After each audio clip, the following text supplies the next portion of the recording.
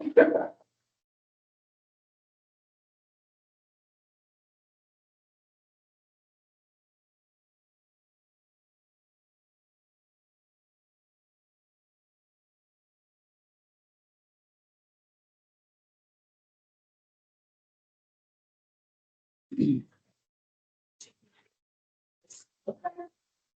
you, everybody.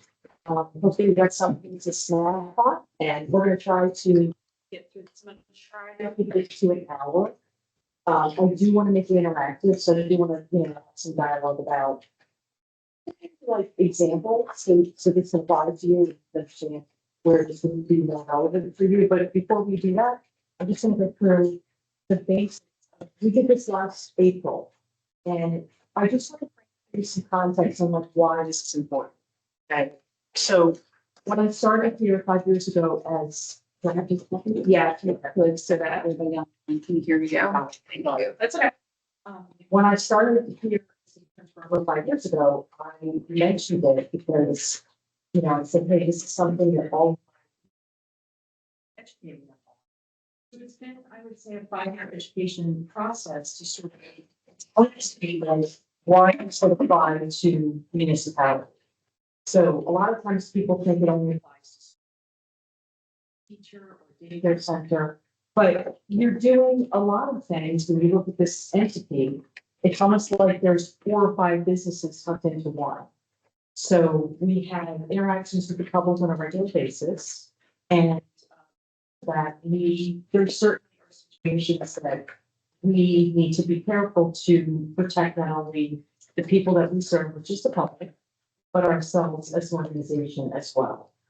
So it's really all about making sure everybody's protected and safe, everybody understands what the rules are surrounding that.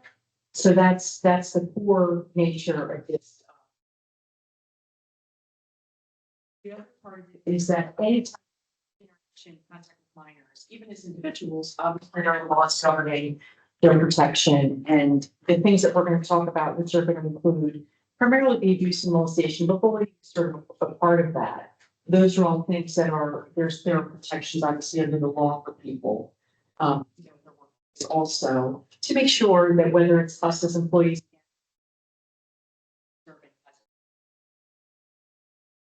The other thing that I wanted to mention is that, we as human beings, on a very fundamental level, we have moral code in our lives, toward each other and our families, to the public, to coworkers. So, and that goes back to the law and our too. So if we did ever have an interaction, or a situation that we thought be responsible to make sure certain people would be responsible to make sure that they reported that to the appropriate authorities. So I know we talked about this in April, and I clarified for everybody, the question was, do we have a policy regarding, harassment and all those sorts of things and abuse and molestation? And the answer is yes, we do, obviously. The biggest component to this is that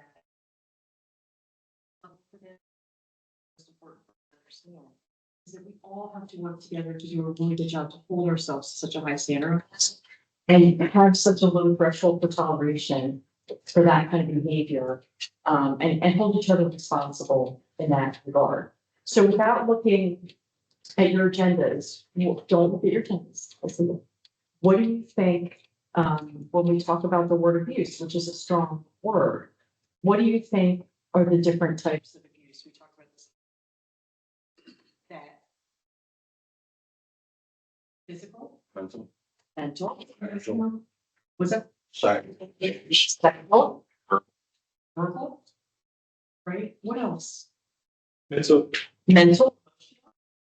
Okay, and the other thing is neglect, right? So if we had a situation that, and we're not daycare providers, but if we sort of had a situation that we had the, we don't have it recently, but it ran free. And we have a third-party contractor, for instance, having the Moon Bounce Center. And there are responsibilities both with that vendor and with us to some extent, because we're monitoring it and we're sponsoring the event. So we have some responsibilities to those children. So if something happens, we're not responsible to babysit them. But if we have something set up and the child, somebody says, all right, the parents stand there and the guard says, okay, get on the equipment and the equipment is faulty. I mean, they could be sued, we could be sued. So anytime there's minors involved, really have to treat that situation like there's an extra level of standard of care with regards to that. So, the next thing we're just gonna briefly go over what we talked about in April, a little bit more into the specific details of the policy that we have in place. So you're aware of that, and the policy is on the third bullet point, which I think is the yellow or orangish bullet.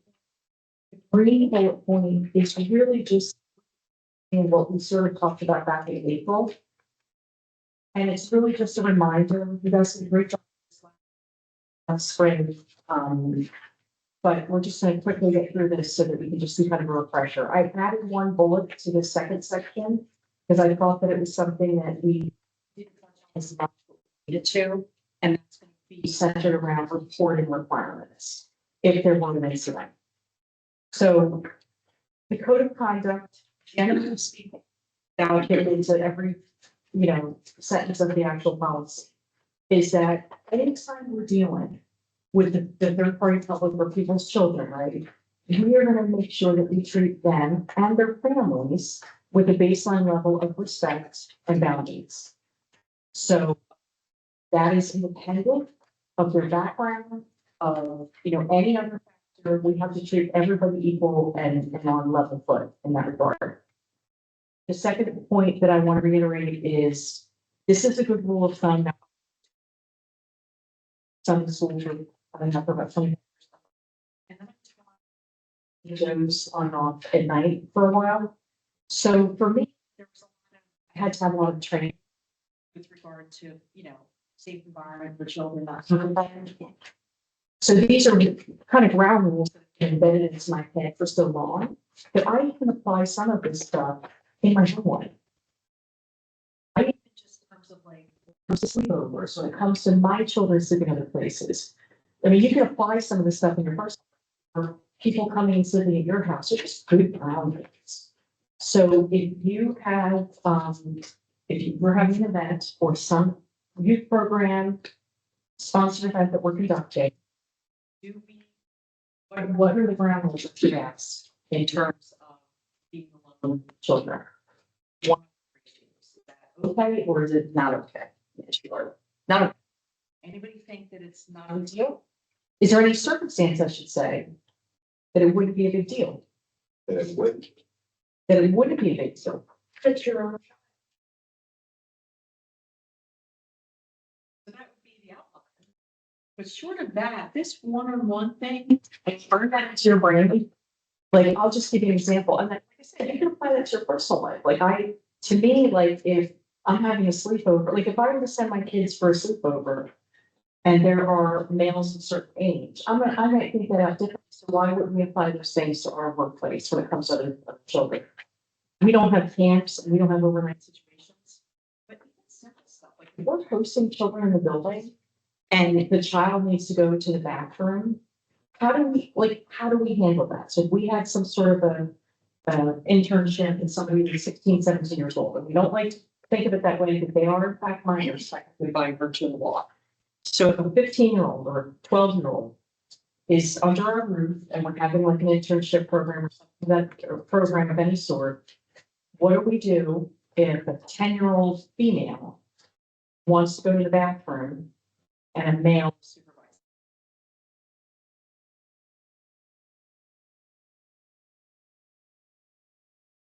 He goes into the restroom, he can stand outside the door and wait, and that way no one else is going in.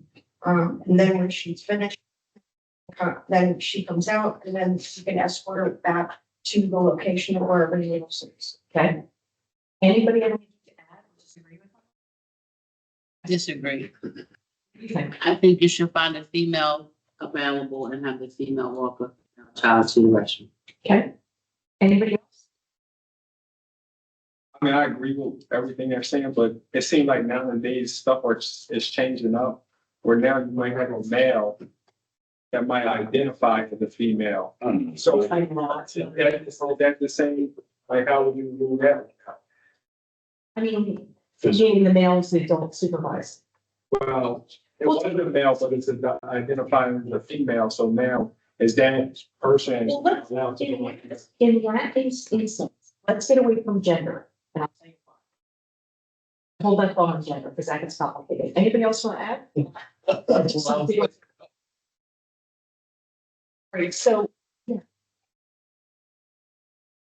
they can escort 17-year-old to the restaurant.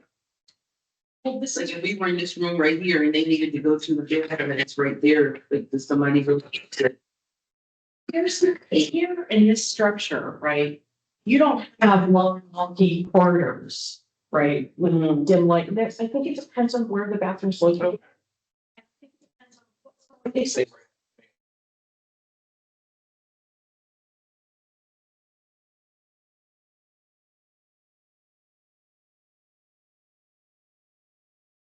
She's almost 13. And we're having this battle because she wants, they want to be independent, right? And she wants to do what she wants to do. And it's, wow, like I let her go to the bathroom and then I wait about 30 seconds and I go in and follow behind her. Because I don't know who's in the bathroom. That's the problem. So when I take that responsibility so seriously, because I have so much at stake because it's my child, when I have other people, this is just my job.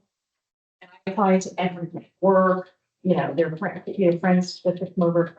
I don't take any chances. Like when we go to amusement parks and I have somebody sit with me, I'm just not winging it. Like if it's eyesight and I can literally see that it's right, it's far, but it's there. I just don't take the chance because I can't see behind that door. I don't know what's going on the other end of it. And it's not that I think they're not capable of going the bathroom. It's that it's the fact that I'm responsible and I can't see. It's less. It's that, so scan your environment to figure out where the bathroom is. Right, I mean, I think if they go off in their. That's another thing that you just wanna, your brain starts, it's just kind of stuff, just be mindful. And just make it clear that, hey, I'll be checking on you, just come back, right away. It's more that. If it comes to somebody younger that requires a legitimate support, like honestly, doesn't necessarily always want to be independent. But my oldest daughter was 18, was not like that. She was like 14, 15 years old, being like, come with me in the bathroom. So, but if it's a 10 or 12-year-old or a 5-year-old, it's more about, it's about the ratios. So obviously a 5-year-old needs someone to go in the bathroom with them. So that's a no-brainer. You have to have someone go in that's a female. But even in that setting, you really shouldn't have, it's hard to have one person. It's the 1-to-1 ratio more than it is. It's for that situation, it's 5-year-old has to be a female, but it's having more than one person around is the point. It's the avoiding being alone with minors, honestly, is the biggest part to it. If you're supervising and they're not your children, it's having a situation where there's tons of transparency and that you're not, tucked somewhere. That's what leads to what? What is the risk of being alone with a minor if it's you and the minor? What's the risk? Well,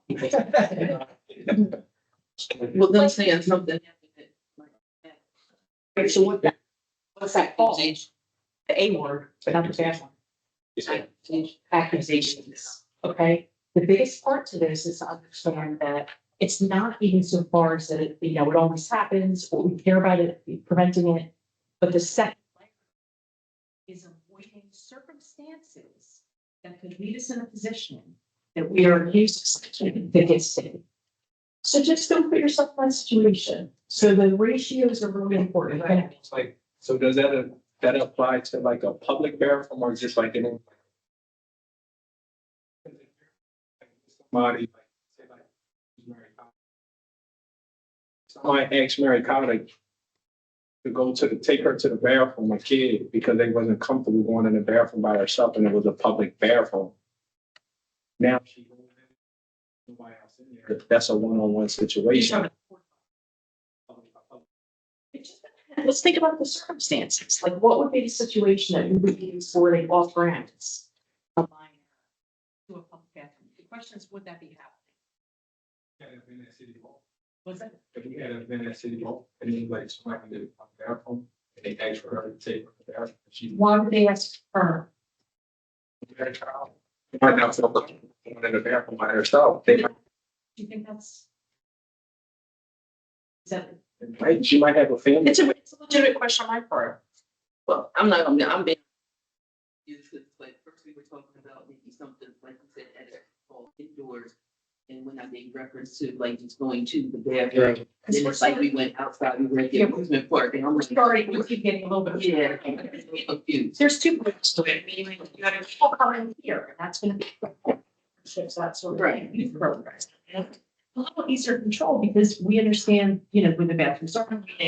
But to your point, the second language is stuff we referred to earlier, which is that Grand Prix environment.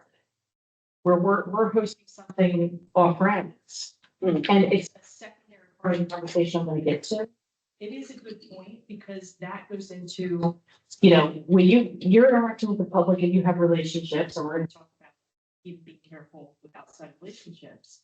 And they're so comfortable with you that they say, hey, I can come together. And that's later in the training. We'll talk about that too. But it's a real part of it because again, when you work in the role that you're in, almost like being a teacher, you do have to have a little bit more boundary, even though you know these people. Because particularly if it is a company sponsored event, you're still considered on company time if you're attending that. If you're representing the entity, then especially, I mean, you're really almost at work. So those are situations, I try to avoid that stuff, like, if somebody brought their kid into work, but I'm a nerd and I'm super careful with everything. Somebody brought their kid to work and they said to me, hey, you know, can you take me to the bathroom? I would say no. Now, oh, I thought that's. Everybody got to get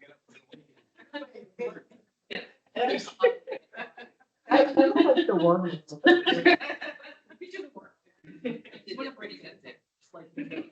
I can give another example, Grace. Something that a lot of people here probably don't think about is we have a lobby where and with their kids sometimes. And to your point, we're familiar with the community, we know people, you know, and it's friendly, it's good. You guys are out in the parks, you probably run into kids all the time, whether without their parents. It's probably happening on a daily basis so often that you don't even think about it. Because you're embedded. And Yeah. you're supposed to be. And Yeah, I'm here to love you. On, you need to be a nerd a little bit and careful. And like, I have this is my new, I turned 50 this year, so my new. Because I feel like boundaries solve a lot of things in your personal life. So I feel like there's like a hat that you're wearing when you're in that role. And unfortunately for you, that crosses over quite a bit because you might be a football coach on Sundays, but you work here. You know, the police might be doing a program on the side, so that's. There's a lot of community crossover. And that's why we're having this conversation, because you may think. But the reality of it is, we have a hat, you know, remember at all times. And I need to think about what I'm doing anytime I cross a minor, a little more than I have in the past. So avoid unsupervised time. With that one-on-one stuff. And frankly speaking, like, unless it were an emergency, like the fire and police obviously have interactions with children. But if somebody's asking you to take their child to the restaurant, like I said, I supervise that. Now, it's someone is that, see that much more so than you did 10, 20 years ago. Bringing them into the bathroom, maybe changing station, a little bit more. You go into Wegmans, places like that, or Giant, or wherever, and these CVS, those stations are pretty much everywhere with bathrooms. So I think it's just knowing. Let you know where it is, but you know, just. Able to take. I'm more than happy to show you It's just a policy, Lars, I'm really sorry. And it's not to be rude, but, it's just, you gotta wear that. So the internal stuff. Is already actually outside of that, so we'll come back to us. Unsupervised stuff. I cannot stress this enough because I know that a 13, 14, 15, 16, 17-year-old is developed by love sense. But I know I don't just tell you this, but by all means, avoid any sort of a relationship, sexual relationship with a minor, right? I don't need to tell you that, that's. The other thing I want to bring up is even if it involves going to an event, avoid the temptation at an event like the Grand Prix. Be careful. Particularly with children, I mean, avoid alcohol in any step. I think I don't drink at work very frequently. It's very rare. I might get dinner and have. I didn't drink for 15 years. I started drinking a couple of years ago. Then I only have like 1 or 2 here, but like 2's my limit. So if, especially here in the event where there's kids, like if it's, let's just keep it to the Grand Prix. That's probably a great example. I mean, think about it. They got trucks. They've got right. They've got so much going on there, and it's very easy to go and you want to do yourself.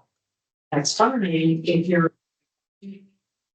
helping out at the Grand Prix, even if you're saying, I'm just going to volunteer. If you're in that any capacity and you're drunk, any interactions with a mind just gets stickier. So just keep that mind in mind. Electronic communications, including, we talked about this last time, including social media. Any minors under any circumstances. If you have can't stress that enough. Don't do it. Don't be tempted to do it. Don't think about doing it. I don't care how benign, subtle it seems. Just don't do it. It's a recipe for trouble. Don't do it. Facebook, especially here on Snapchat, Insta, TikTok. Do none of it because I can tell you, teachers they don't allow it. The ones that follow already the articles on once you don't. But teachers they make a clear policy. You're not to be interacting with people on social media that are students. So just keep that in mind. The second part to this is Grace, can you, what page are you on? I'm on page 2. Page 2, okay. So we're going to keep going up. The second part of 2, which is section F. A lot of this is centered around that concept of supervision. So when it comes to supervision, so in any circumstance, it could involve transporting children in a vehicle. What could be circumstances? You tell me that we could be transporting aside from police and fire. Could we be transporting minors in a vehicle? Was that?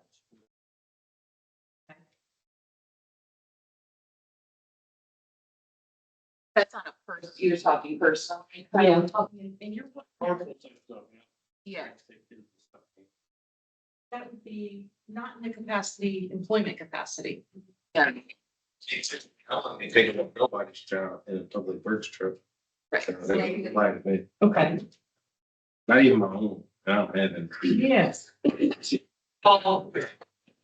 just not. I mean, when I was talking, there would be instances where kids would be walking and they would feel uncomfortable and say, hey, can you take me home because so-and-so is there, Great example. okay? And the female child would feel like anxious or scared because of being out there in a bad situation. And it's like, sure, let me escort you home.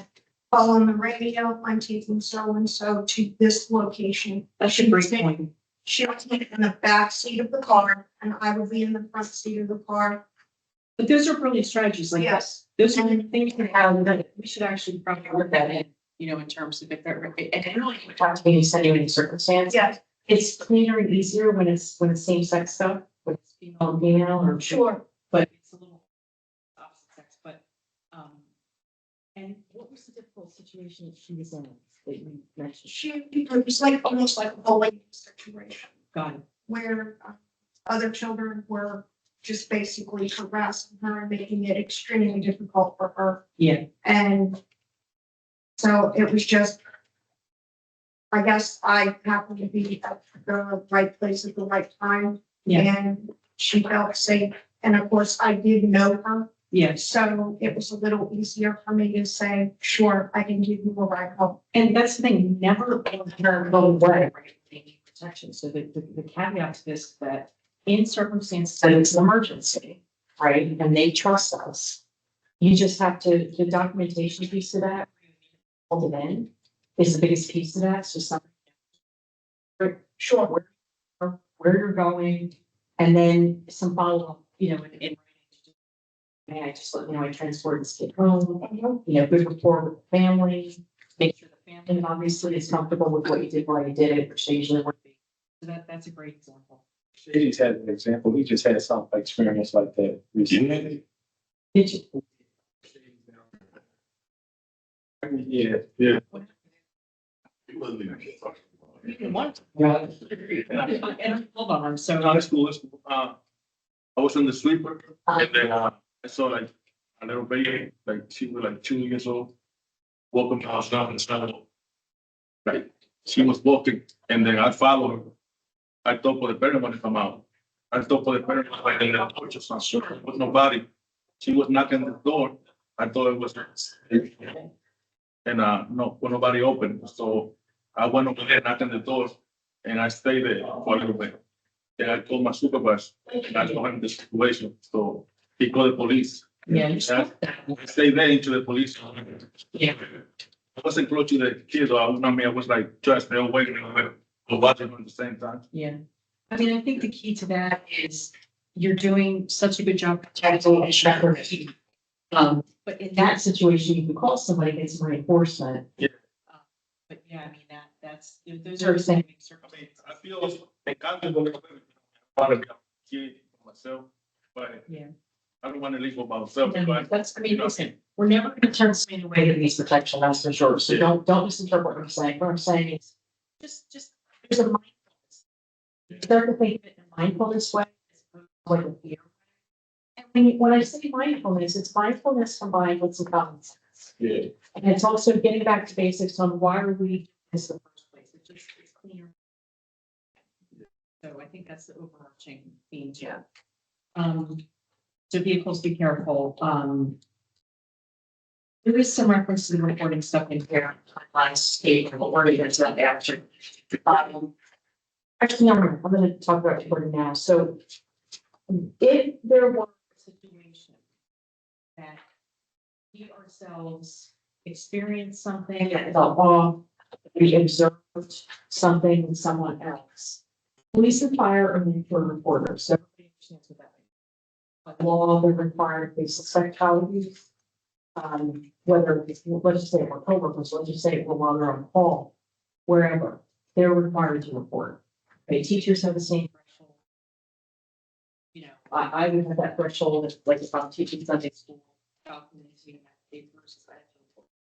So it's the same exact threshold. So we may not live legal by Pennsylvania state standard mandatory report.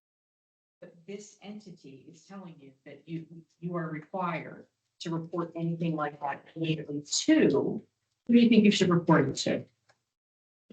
Wage. I mean, if you, I mean, if you are not sure, but you suspect and you want to, you have to tell your manager, right? If it involves, let's just say you witnessed somebody go into a bathroom with a 12-year-old girl and the girl came out crying and the girl said, oh, something happened. Would you be required to report that? Yeah. Yes. In that situation, who do you report it to? Police, but you should. But you need to tell your employer, right? Because that was a challenging situation that happened. So you need to tell your direct supervisor, HR, which I feel like is first purpose, right? Primarily. You would let her and or supervisor know.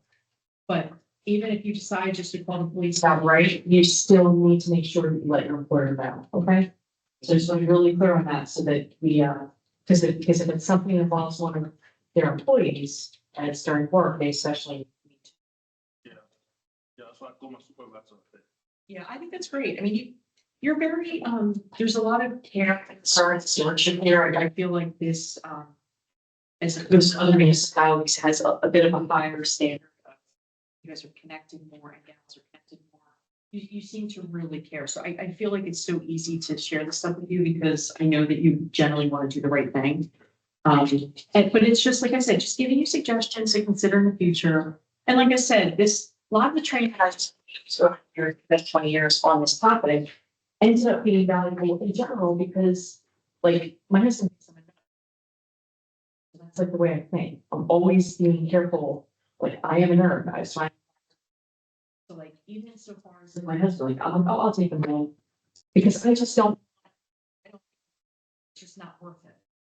So if you think that in all areas of life, it just makes it makes it.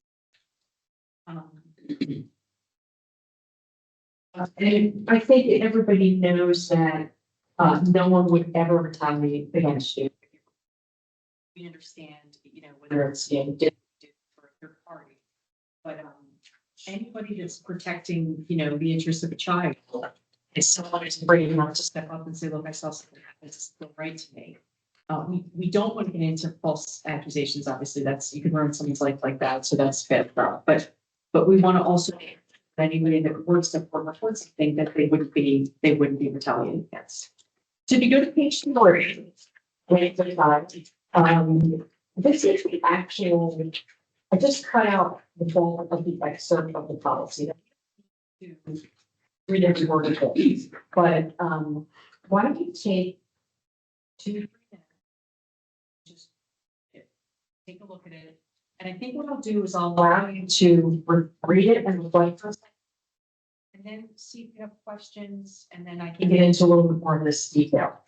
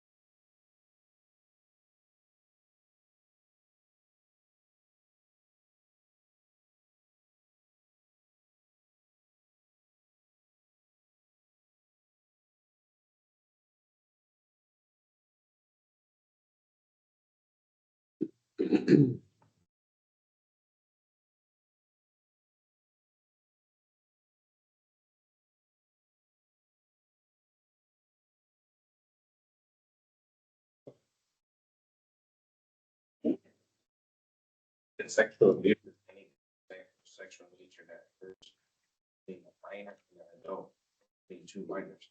If they not consider sexual abuse when it's two adults, that's why it doesn't say two adults. Is that sexual assault? Well, they're saying that by law, adult is by law not allowed to have sexual interaction with a minor. No, I get that, but I'm saying when it's between two adults, is it not called sexual abuse? Into sexual harassment. Okay. Which is the overlap to that, right? We can briefly touch on that, but. These policies are, they overlap, but I don't want to make it, an HR, session, if you will, but. Yeah, I mean, that is into, and again, if you take this standard. It applies, it can apply to really anybody. So when you're in the workplace, the problem is, look, there's younger people in the room, there's older people in the room. The people that are older, the rules were different 20 years ago. Whatever, 30 years ago. The rules are so different now. And that's why, like, we're having this conversation, and it's like, in some respects, and in some you feel awkward for them, but it's really good stuff to talk about, because we should put some light on it. There's no need to, we need to just get real with the reality of the parameters we need to live by today. Right? There's just certain things you just can't do today. And I think the workplace is somewhere we spend so much time. And in this setting, we have so much crossover in the community and also with minors, that it's easy to let the lines get blurred. It's like a nice reminder to say, keep the hat on, wear that hat, that uniform, work role, and just try to always keep it as straight as you possibly can. The abuse stuff and the harassment stuff between adults in the workplace, it's basically the same set of standards. Yeah. I mean, unfortunately, anything now, it's very easy for people to interpret, it's harassment, and that's the problem, that we're in a hypersensitive environment right now. So we need to just really be thinking all the time before we do certain things, knowing our audience. I know who's on your public works. I know how firefighters are. I've insured munis long enough to know there's a camaraderie there, right? Especially for like these high, like you're operating heavy equipment. You're in a line of fire, duty, all that stuff. It's high intensity, high pressure stuff. So sometimes I think that humor is just a way for people to connect and to cope. And so you don't have to be happy. And we just have to remind you that just about the law, right? The legal is something that you have to be aware of, so that you can be thoughtful about knowing your audience. It's hard. I mean, I'm not innocent either, I certainly have my moments where I like to joke around, and cursing is stuff too. If you've seen, like, say like we were out and it was a kid like climbing on some play equipment. Mhm. And we're like, listen, we're like, get down from there. And you don't listen. And then we're like, get down from there. And then the kid gets nervous and cries and runs off. Is that some type of abuse or? I don't, I mean. Are the parents there or not there? If he, Kids can allege anything, right? Anybody can allege anything. So let's just start with that. Why? So, it happens to teachers. Think about it. Like, teachers will discipline children in the classroom setting. And teachers face a lot of issues with accusations that are retaliatory because they don't want to be disciplined. So you always run that risk of a child, somebody's looking.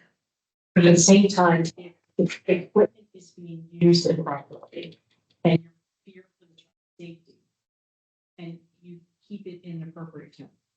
Right? I think the key is to just watch. You know what I'm going to say to you. You can't raise your voice.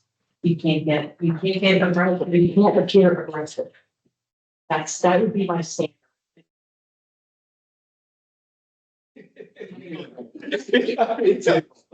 Well, yeah, can go back and tell the parents.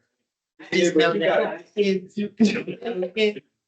I'm not talking about how, we're not gonna talk about how I discipline like this at the grocery store in front of everybody. And here's zero of who's watching, but I'm talking about if you're, keep the hat on, take the uniform.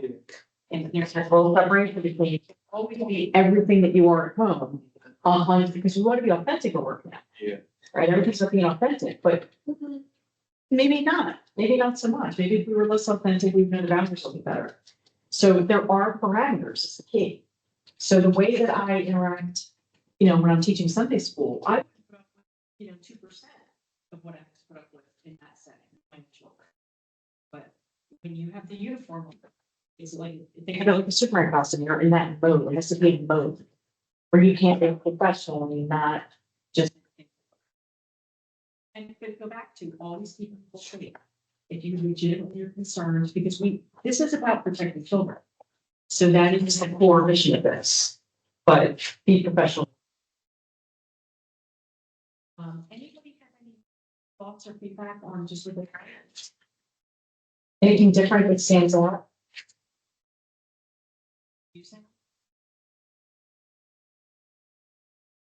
Yeah, so I think what we do is I'll go over to page 4. And we're gonna go through, this is like some real time, mechanical, let's get down to like physical, like appropriate and non-appropriate, like in very specific terms. And I think we can relate to this kind of stuff.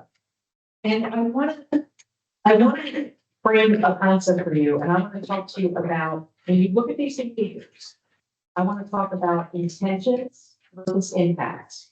Okay, so that. Okay, what we intend is often very different than the impact that we could have on somebody. Whether it's an adult program or whether it's a minor, it's just about the potential impact, right? Because I can tell you, and these are just, you can apply this to personally too, but I don't like to be tickled. And I swear to God, I had an uncle that was a horror show, and it was horrible. He was he's just not nice.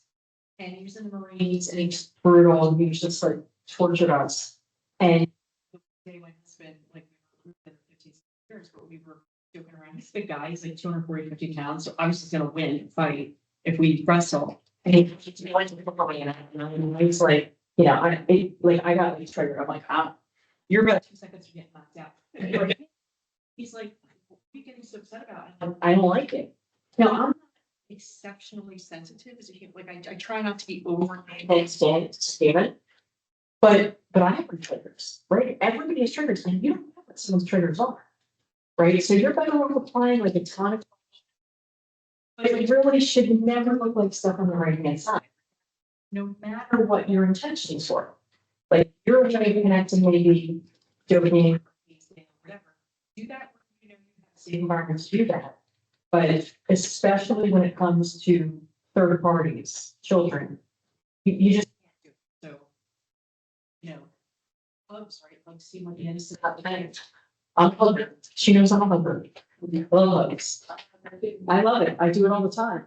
And I'm verbose, and I tend to want to like touch somebody's arm, or I hit people. Like, I'm like, knock it off, Exactly. And yeah, Some people like don't notice and they like do it extra. I know, I do it, but it's like, it's just thinking about it, like I said, in that professional setting, as opposed to just being overly authentic at work, is the best way to put it.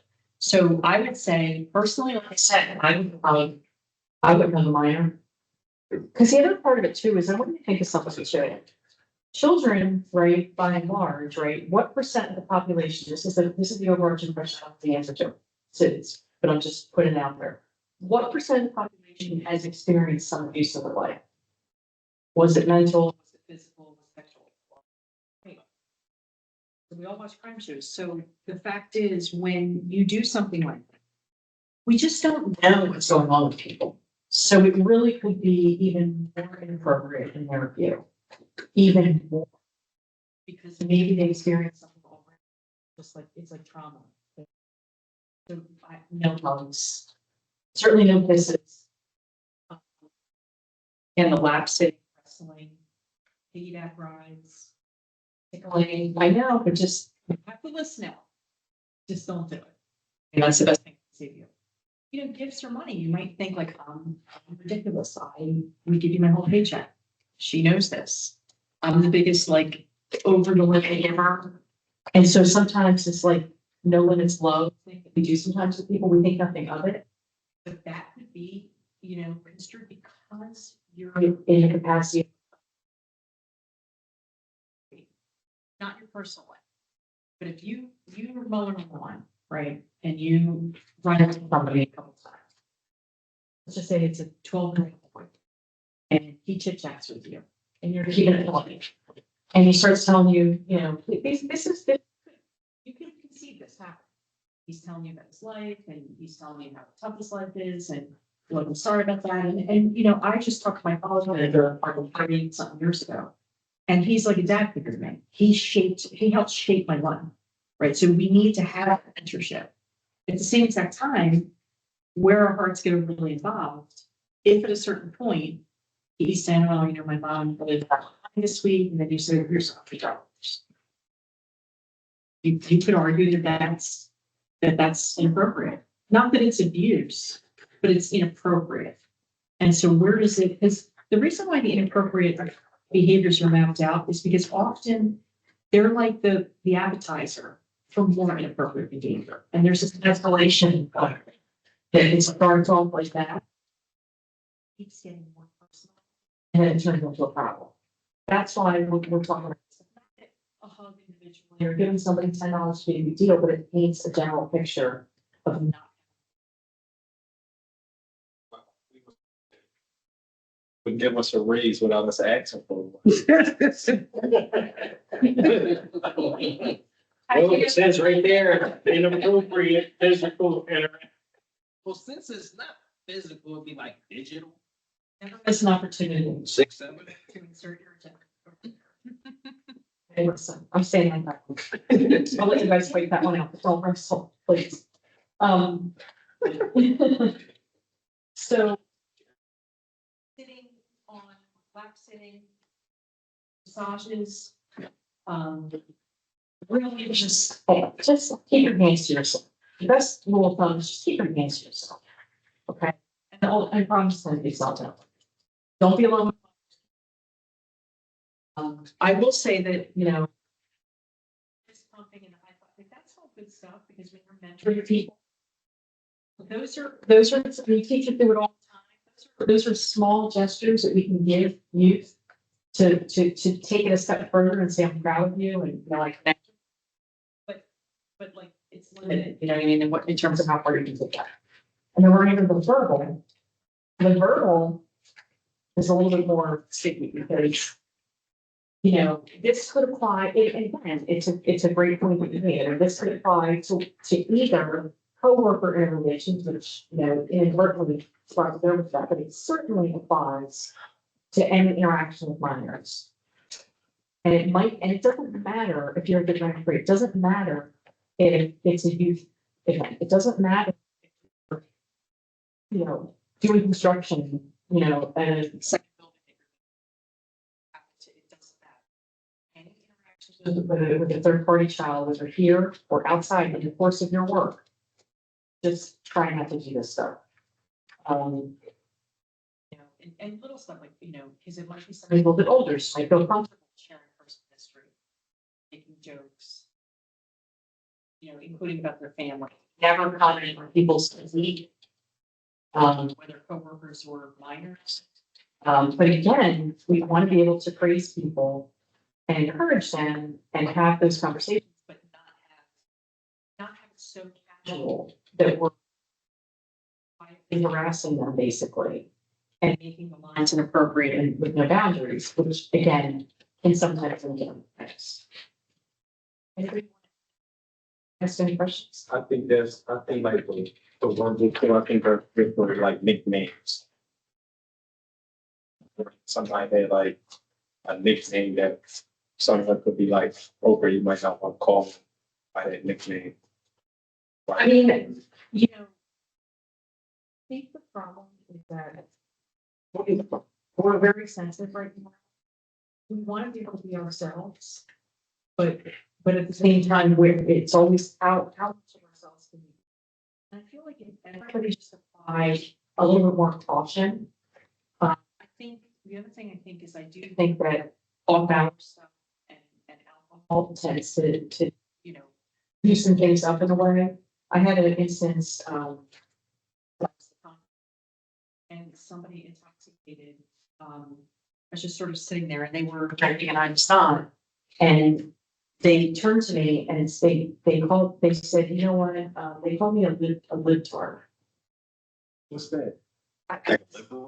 Yeah, like, and he just out of the blue just turned to me and said, what a libtard I was. And I get, you know, I never thought of that way. I was saying, I've never heard that one. so I never, yeah, that makes it worse.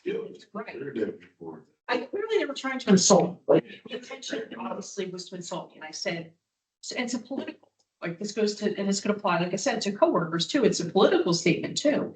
And I've arrived at the spot with all things, and I'm very careful. Certain things, when I go to work, I no longer talk, I don't want to talk about politics. And I feel that we, generally speaking, need to arrive at the spot that we exercise just a little bit more caution, whether it's coworkers, adults, whether it's children. What, just hold your tongue back slightly and to assess your audience. Because the reality of it is we're in such a polarized, sensitive environment right now. And that's the two biggest phrases, polarized and sensitive. And it leads to a lot of this conflict because some people are really sensitive and other people are like very black and white, but I should able to say whatever I want. But the truth is we just need to slow the brakes a little bit. Just think before we speak. The political stuff, you know, I looked at the person who was so incoherently intoxicated. Why are you drunk? That's like freedom of speech though, right? Like you can say what you want. No, actually, that would be, because you can't, it's a misnomer. You can't really say anything that you want because the reality of it is there's laws. Now, I don't want to get into this topic, but you know, there's laws that govern protecting protected classes. So someone with a disability, if they're calling me that, then if the person with a disability is protected, to not have that identified, like that piece of themselves, they're protected by law and not get picked on at work based on race, color, you know, now politics isn't protected, but disabilities are. So the person that's pissed to me, I literally told him sober course, said, I have like no idea. First of all, I think it's riveting that you've yes, my politics. So that's okay. That's the fact that you care. I've seen it, I give a lot of thought to what my politics might be. And regardless of what my politics will be, what would it matter? Like why would it be so upsetting? Like, you don't think you live in a world of conservatives and independents, but like grow up. And the person said, well, I just see all your stuff on LinkedIn and all that women stuff was apparently the real trigger for this person who voting was. And I said, what is being, same thing with children, what is being pro the dignity of any human being have to do? So I'd only be able to be pro woman if I were a liberal or whatever the heck you call it. So it's like, you know, to me, that type of behavior, like if you want to joke, if you have your friends and two police officers, I know what that is. I know that there's a lot of people who are friends. I'm friends with people at work, a lot of them. I just invited them over for Thanksgiving because his kids aren't coming. So like there's a lot of them. But you need to be so mindful, whether it's with each other, other people, and especially the standard with children is like at the roof. And you really need to apply that. And you're as careful as you are with your own children.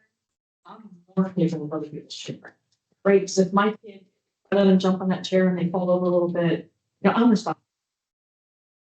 Someone else get like extra. Parents, that what you want. Like I never want to cross a parent. And that's the way you need to think of it. Like that's their treasure, their crown jewel, and you never want to cross them. You just want to have such an extra bubble wrap around them to make sure that if you're happy as an employee, that you kept your uniform on and you kept it really straightforward. Is it protected? Yes, it is. Yeah, it is. It is. The last point that I would make is I want to talk to you about this whole concept of having these relationships with people. So You may have circumstances. You may have, like I said, you may have circumstances that you're coaching someone. You could have checked this. Your friend, I told you, I'm guilty of it. My closest friends are people that I have met over the past 30 years of work. Like long-term, solid, okay, so in that situation, it's easier because I'm not dealing with buyers, okay? But the complication comes in where you all go to church with somebody and you become friends with their kids. And where's that? So what I would tell you is that from a policy perspective, first of all, don't friend them on social media. I'm going to say it again, it's I didn't say it before. Secondarily, do not exchange cell phone numbers. If you work, if it's a work driven, like if you were the person. Like if you were friends with 20 years ago, then I would say, and you plan on being, interacting with this minor. Let's just say the minor is 16 now. And then you should close out the HR would be my suggestion. That's the policy. Just letting HR know, hey, listen, people for 30 years, friends with their kids now, we go on trips together, just making you aware, just so you know. That would be the best thing to do. If it's a kid that you met through that, you only met them because they were in a youth program. Okay. So just refrain from that type of a personal relationship. Okay. The outside, because that's also gets sticky. That you met them because you saw them at the Grand Prix, you saw them at parties or whatever, and then you had a relationship as a result of being at work. It's not something that you would have been friends with them or known them outside of work. So then it becomes a work friend. Because if there's an allegation or a conflict or a problem, it's going to come back to you meeting them at work. And you needed to put a boundary out and not get their cell phone number, not be friends with them on Snapchat. And then it can turn into a problem. Does that make sense? When you look at that stuff, you have to look at it, like from you explaining it, it's like your insurance company is protecting if somebody was to come after the city on that part, but it's not really protecting like who you are in the relationship that you could have with somebody, correct? Because it's like, if you meet somebody and say like you know them, and you're doing stuff with them, say like you're doing stuff you said like for football with them. Yeah. You can't do stuff with them while you're at work. You have to explain that to them kids because the kids don't understand that. You do have to explain They're that. going to, I don't like you because you act different when you're at work rather than how you act when you're at a football event. So you'll have to have that kind of conversation. Well, we also need to tighten up. So where you may be so different. Tell me. And I'm saying you met that kid only through that program, or only through a work. Okay, not, let's just say you were coaching football for 10 years and that was before and separate. Take that off the table, because that's harder, because you had that relationship before you worked here. It's not gonna do with you working there. I'm saying you met somebody because we had a youth program. And you met a kid through the youth program, and now you found out. These are the football team. Okay, well, and you're coaching, we're gonna tell you to be extra careful. And even though it's off hard, it's still a blurred line when you're back here and you're running it somewhere else. It's different if you grew up with a family. And you It's just like, yes, it's tough. 'Cause you can, like, when you, for like, we talked about handshakes, like for playing sports, when you play sports, you could develop a handshake with the players on the team. But then if you see that kid, he might come up to you while you're at work and want to give you that handshake, but you're like, I can't. She's fine. Yeah. So I mean, like, this is fine, do you? But don't smack each other. Yeah. Don't smack them on the butt at the Grand Prix. Okay, like, don't do it in general, but just that's, any private part related jokes, you can't do it because you're held to this different standard. And yeah, I mean, it's part of like, risk management and insurance stuff, but it's just bigger than that. It's bigger than that because the reality of it is too, if there was a claim, it would involve you. Like, so it's not just the city's, pocketbook or checking the boxes, you would get pulled into it too, and that would be messy and sticky and, I had a relative whose daughter abused somebody. And, he was on Megan's list for 3 years. 3 years, and, $250,000 later of legal expenses, you can't make that up. About 3 years later, they had hearing upon hearing upon hearing, and eventually, the stories just continued to conflict, which is why the case went on so long. And the judge had like told the mom and her attorney, child psychologist, people, I don't want you talking over her like that. I asked me my question for me to clear the story on this. And they stopped talking. Everybody removed everybody from the room. He opposed her directly. And she burst out in tears and said, I've been lying this whole time. I wanted to, they can't because they're, she needs therapy. I mean, she's like, I wanted to, taste my mom, my mom, trans, and this and the other thing. And so he got off Megan's list, but he had $250,000. But it took another year to get him off Megan's list. So you don't want to get That's the. like your worst nightmare would be to have to go through. It's still going. That stuff is still going. Even though. Well, he was a leader in his church, that came to an end. It can be bad. The biggest thing is just do right by the child. Just higher standard of care even than your own, I would say. I'm exaggerating a little bit, but really wrap them in bubble tape when it comes to just extra care and caution.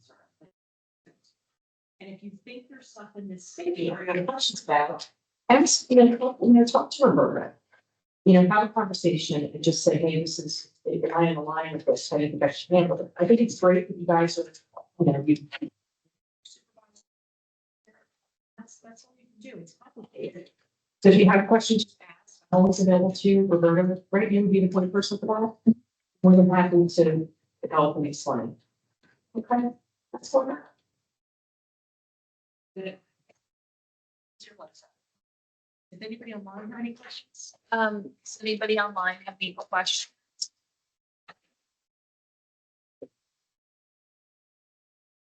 Great. All right, I'm going to stop the recording. Thanks to everybody. Before everybody in the room leaves, hold on a second. Thanks, We have no everybody. questions here. You guys are always ready. Thank you very much.